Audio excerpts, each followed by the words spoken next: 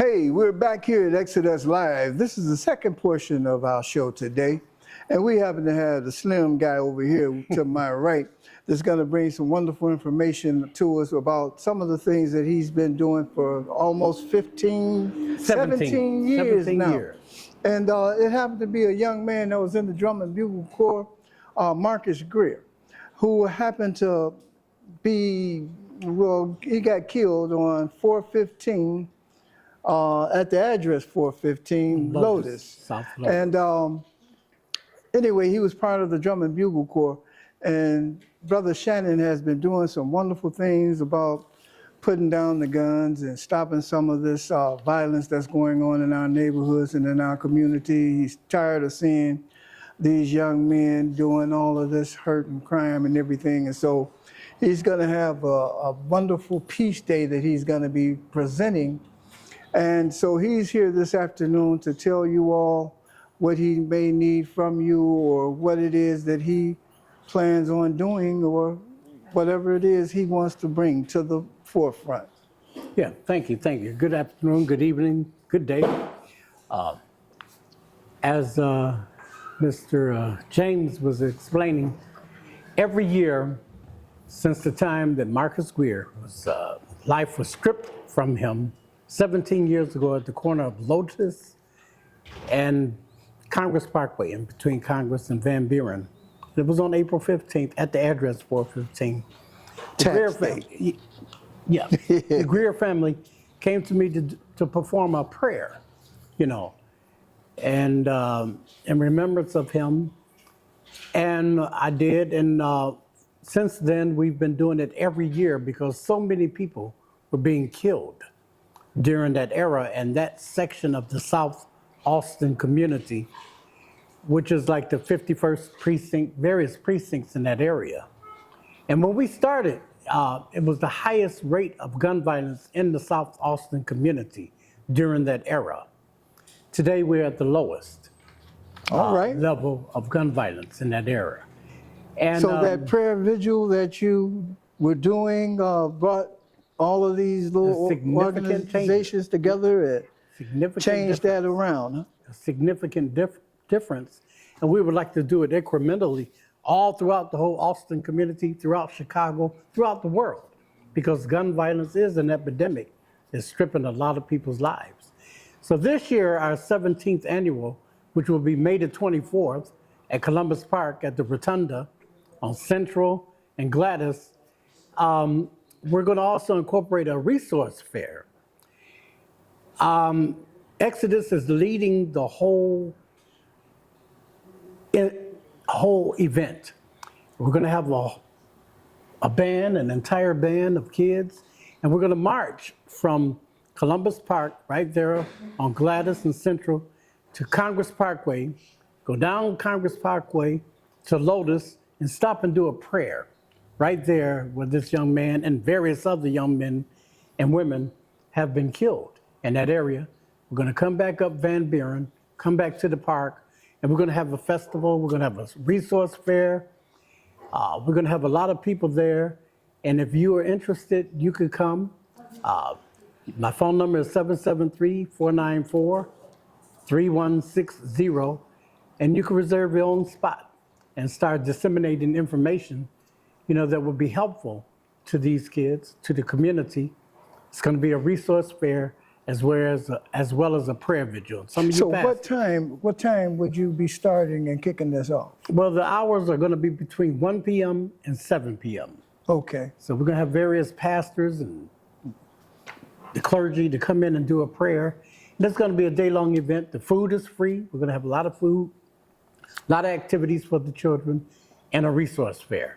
So could you name some of the organizations that are supporting you through this event? First and foremost, the organizations that's supporting us is Exodus Drum and Bugle Corps, Fresh Start Fathers, which is my organization, Introspect Youth Services, you know about Introspect, Love Made Edible, that's a person that does catering, a niece of mine, and the Violence Interrupters, T.O. Harderman's organization, and Arthur Lockhart Resource Institute. And we're planting a peace tree in for Dr. Lockhart. We're going to plant the tree from the World Peace Run. We're going to dedicate it on his birthday. I think it's August the 8th at 12 o'clock over at the Hill and Temple Church, right there in front of the Hill and Temple Church. And that'll be done at 12 o'clock on August 8th. Sorry to interrupt in there, but I had to mention that since you said it. Just a couple. And we got the Artist Room Cafe, which is a cafe right on the corner of Madison and Leamington. They've been there 11 years. They feed the community every Thanksgiving, the entire community surrounding that area. What do they serve at that cafe? He has his own specialties, and he's got a page on Facebook, Artist Room Cafe, and some famous entertainers in and out of there. Danny Boy and a lot of folks come in and out of that cafe. And it's right there on the corner of Leamington and Madison Street. And that used to be a pretty hot area right there. Pretty hot area. And he serves the people well right there in that area. Okay. We have 920 Entertainment, 920 Group. That's my son, Jerkman. Wild 100's Jerkman. He's going to be catering the food for that day. And various other supporters, will be on our banner for that day. So come on out, support these young folks, and let's stop this epidemic that's stripping the lives of many people and innocent bystanders. Gun violence. I'm a United States Marine Corps Vietnam veteran, and that's not how they taught us. They taught us to be defenders of this country, not killers of our own citizens. It's so wonderful that you're doing that. I heard you say resources. And there's a lot of people that need resources. Will there be job fairs or Yes.